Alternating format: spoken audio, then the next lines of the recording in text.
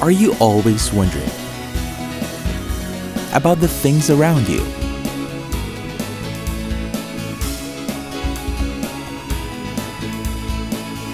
Do you always have the need to find out? Then, this is the show for you. Learn what makes things tick, or how they simply came to be. Satisfy your curiosity.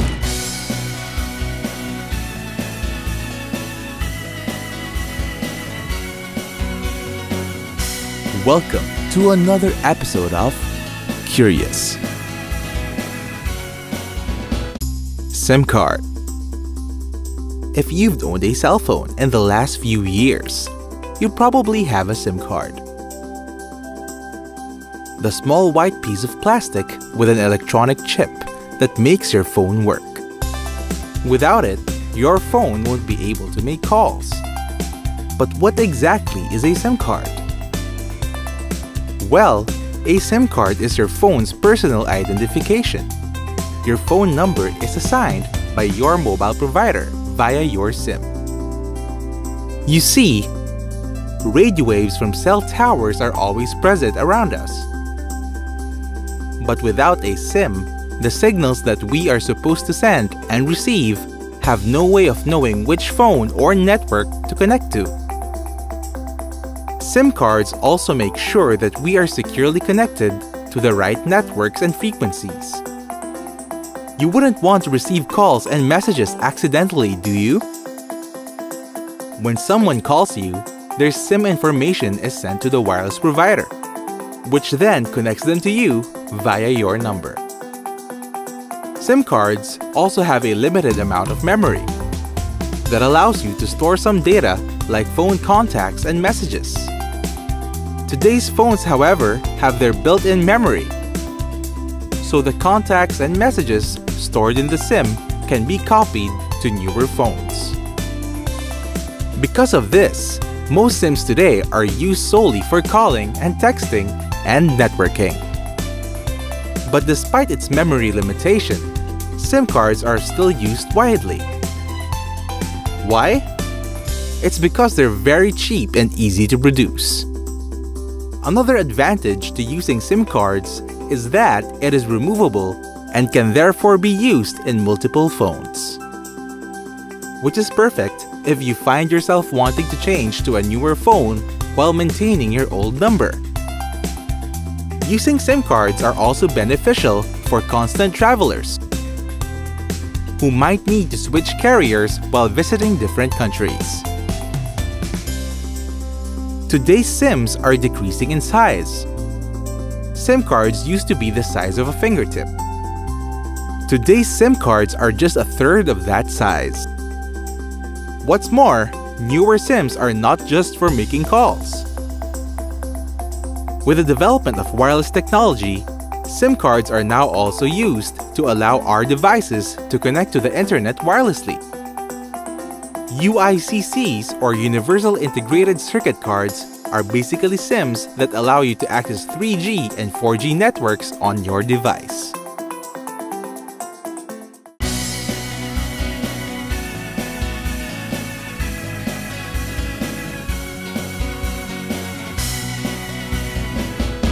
Copyright. We often see copyrighted works in our everyday lives. The books we read, the shows we watch, the videos on YouTube, the articles online, and even the music that we listen to.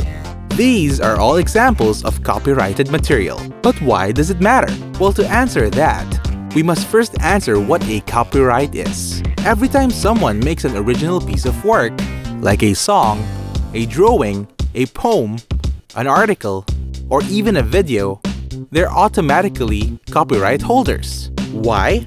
Because as the creator or author of your original work, you 1. Own it, 2. Are allowed to make copies of it, 3. Are allowed to distribute and perform and display it, and number 4. Make derivative work from it. Copyright is what protects creators from other people using or taking advantage of their work. The following are protected under copyright law: literary works, musical works, dramatic works, pantomimes and choreographic works, pictorial, graphic and sculptural works, motion pictures and other audiovisual works, sound recordings, and architectural works. But why should we care? Well, most of the creators of copyrighted material actually earn a living from it. Writers, musicians, artists, filmmakers all earn money from their work, and they should. Without copyright though, these creators would have no control on how their works are distributed or if they even get compensated for it. When someone uses a creator's work without permission, copyright infringement occurs, and that's actually something that's illegal.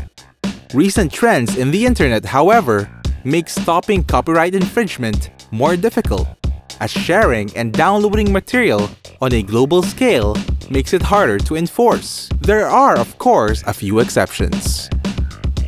One is fair use, where a copyrighted material is used without permission for purposes such as criticism, comment, news reporting, teaching, scholarship, or research. What constitutes fair use, though, is debatable and is usually up to the courts to decide. Another is the expiry of copyright. Copyrights are not held forever, and the length and expiration may vary from country to country. Today's copyright laws state that the copyright lasts from the day the work was made, plus 50 or 70 years after the author's death. After the copyright expires, the work shall be held in the public domain, where the general public is free to do with it as they please.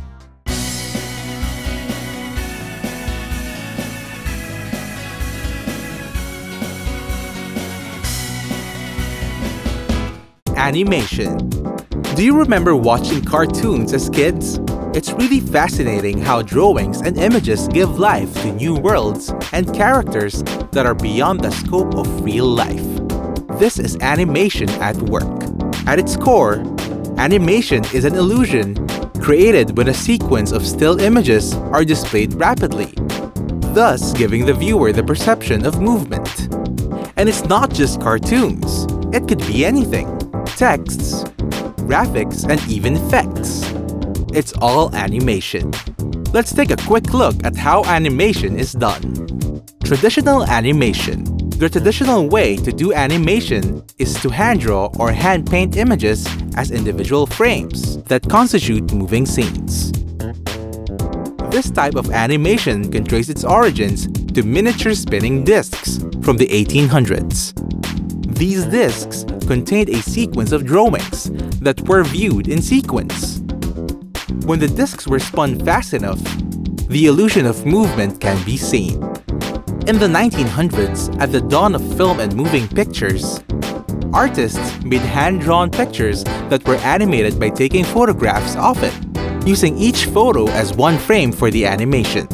A lot of animated material from the first half of this century has been animated using this method: stop-motion animation. This method involves manipulating real-world objects at incremental movements that is captured per frame. Each subsequent movement is shot as one frame of a picture. After enough pictures are shot, these are edited to play in sequence, and this creates the illusion of movement.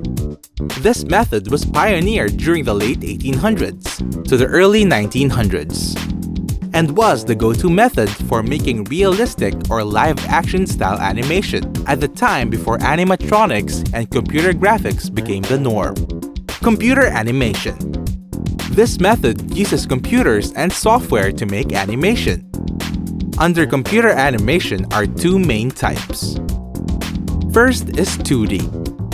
This is pretty much the same as the traditional method, but instead of drawing to physical media such as paper, the drawings take place digitally inside computers. Coloring and other effects are also done inside the computer. The other is 3D. This utilizes 3D computer software, where three-dimensional shapes and models are sculpted in a digital environment.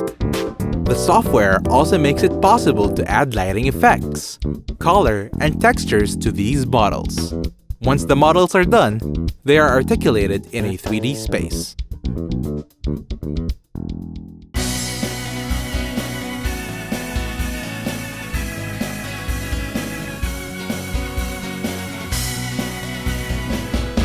Optical media. Most of the media from the last few decades have been in the form of discs. Laserdiscs, CDs, DVDs, and even Blu-ray discs are all forms of optical media. Data in these discs are encoded and read by lasers, hence the name optical media. Information in these discs are encoded as binary code, or ones and zeros. This is how it works. Discs usually have two layers: a reflective shiny encoding material, which is often aluminum, and a clear hard protective layer, which is usually polycarbonate. Data is encoded to the disc via a process called burning, wherein the laser etches information in the encoding layer.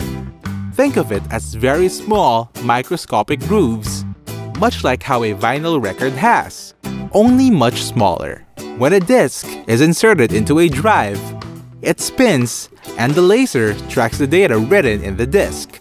The data is then read and re-encoded by the computer to its intended format that can be understood by its user. Throughout the years, however, the development of better optics and lasers also meant the improvement of disc technology. The first generation discs came out in the 1980s. They were commonly known as laser discs, which were then succeeded by the smaller compact discs. These utilized an infrared laser, which limited its capacity to around 700 MB for the time. Despite this, the format became the industry standard for optical media, especially for music and video distribution, replacing the analog cassette tapes and video cassettes. This format would be used well until the early 2000s.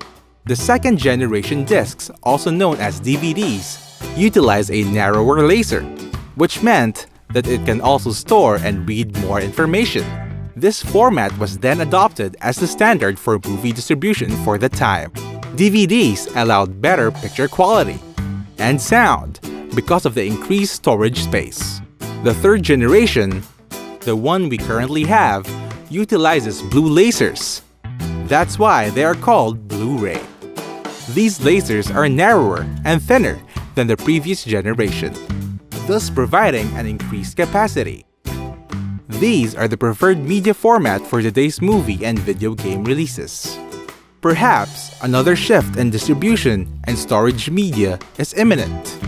Other types of solid-state media like USBs and hard drives are slowly becoming the go-to storage media, and may eventually replace the optical media, just how optical media replaced tape and magnetic media a few years back.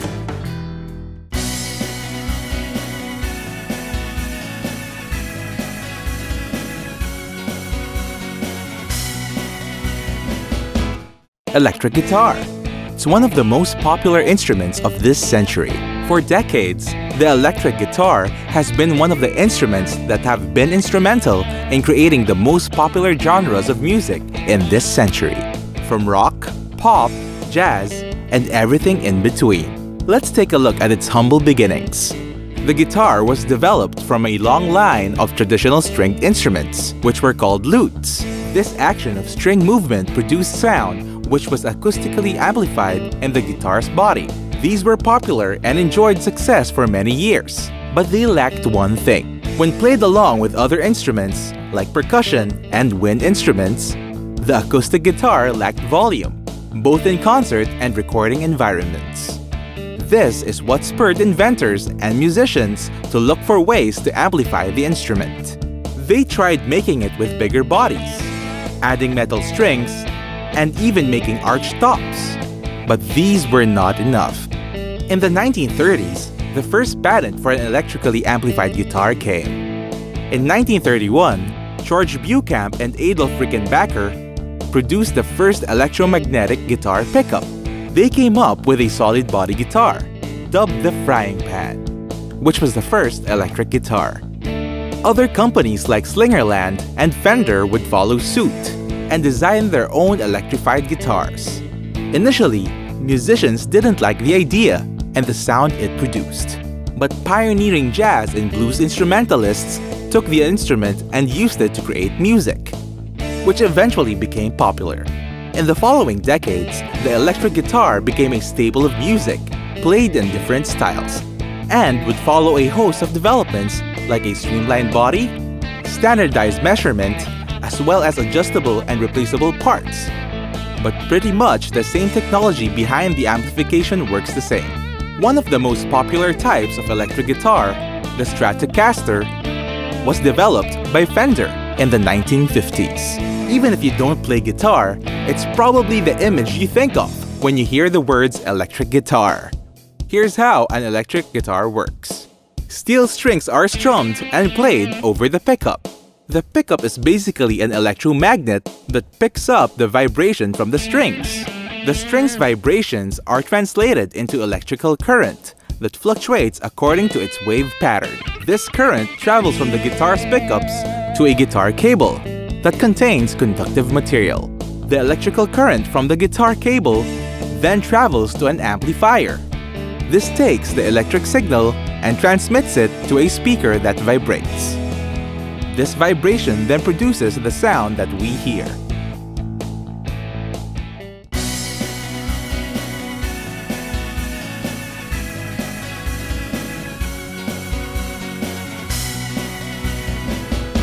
Clock. It tells us time and how much of it has passed. Clocks are instrumental in most of the things we do from day to day. The schedules we make, travel, important dates are all made possible by using clocks. Since ancient times, man has strived to measure time and its passage. For the ancient people, knowing about time meant knowing the difference when to hunt, when to gather food, when to sleep, and other crucial daily tasks. Early civilizations used natural occurring events to measure time. The movement of the sun was one of them. This is where the sundial was based on, allowing humans to tell time based on the shadow cast by the sun. Other early clocks were the sand clock and the water clock. These clocks based timekeeping with the rate that the materials fell with gravity. In time, however, humans came up with better inventions to tell time. The pendulum clock was developed around the 16th to 17th century. Based on the principle that a pendulum swings at a constant rate, clockmakers used this to calculate precise time measurements. The next development would come in the 1670s. The hairspring is based on a coiled pre-tension spring to give clocks precise movements. This advancement was used in wind-up clocks. The smaller mechanism also contributed to the smaller form factors of clocks. And finally, fast forward to the modern era. Quartz clocks utilize a quartz crystal. Quartz oscillates at a fixed frequency, which is used as the basis for keeping time. Since the first mechanical clocks were made, the basic operations inside the clock has almost remained the same, albeit with different parts. Generally, clocks first start with a power source. For older clocks, this comes from mechanical energy, from a pendulum or spring. For newer clocks, this comes from a battery. Then the timekeeping function is measured in an oscillator, the thing that moves or vibrates at a constant rate. A controller takes note of the oscillator's movement, which in turn converts these into short pulses. In older clocks, the controller is known as an escapement.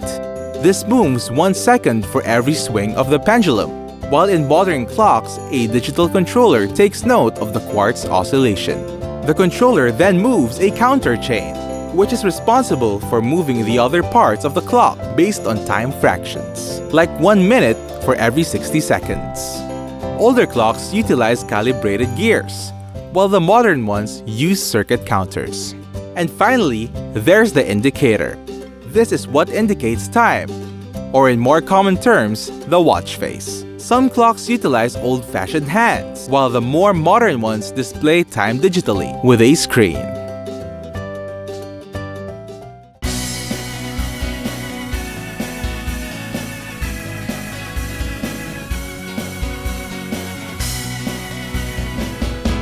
Cars.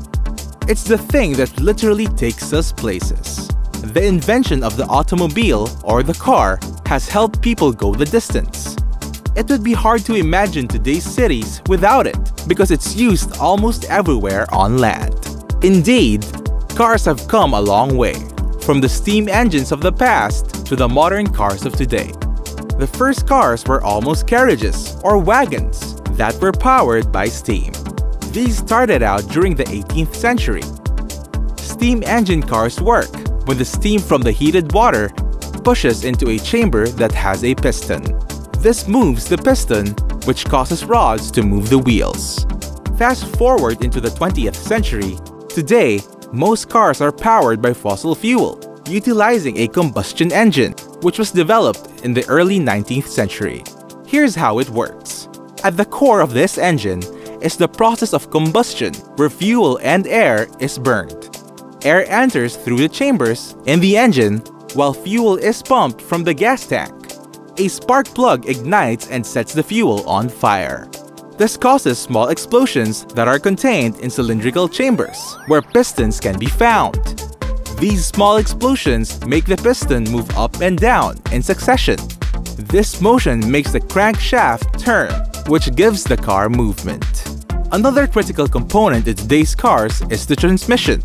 Transmission allows cars to change and shift gears. Larger gears spin faster, while smaller gears pull harder. Shifting gears allow the car to efficiently channel its torque when traveling fast or slow. It used to be that cars utilized manual transmission. A stick shift allows the gears to move when shifted. Most of today's newer cars, however, shift gears automatically. This type of transmission follows a different gear arrangement, sometimes referred to as planetary gear arrangement, because smaller sets of gears revolve around a central and a ring gear. But that's just the engine. Throughout the years, a host of features were developed and integrated into cars. Among them are the invention of pneumatic tires, hydraulic suspension, seat belts, car radio, air conditioning, and more. Today's developing trends, however, are taking the car to the new age with smart features. Satellite navigation is one of them. This allows drivers to travel to their destinations without having to consult a map. Another is camera integration and parking sensors, which can help drivers see better when maneuvering tight spaces. Cameras also help in capturing footage should an accident occur. Another recent trend is mobile phone link, which was introduced in response to the growing mobile phone-related driving accident in the recent years. You've just seen another fun and informative episode from Curious. As always, if you have the questions, then we're here with the answers. Stay inquisitive and stay informed.